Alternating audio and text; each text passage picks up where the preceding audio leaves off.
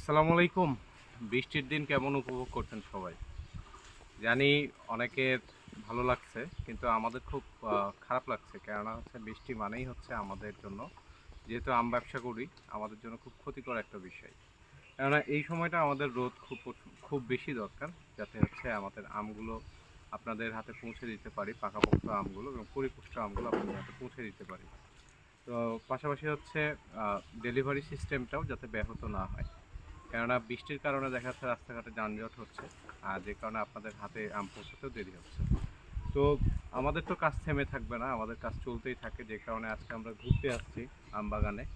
এবং আম বাগানে ঘুরতে ঘুরতে কিন্তু আমরা বেশ কিছু হিমসাগর আম, পাকা আম দেখাও, এগুলো আমরা বাগান থেকে কুড়িয়ে নিয়ে আসছি। এই যে দেখেন কি পরিমাণ পাক ধরেছে।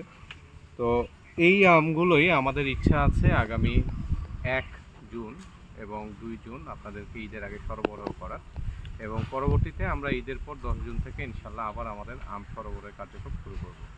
আমাদের সাথেই থাকবেন, পাশেই থাকবেন। আসসালামু আলাইকুম।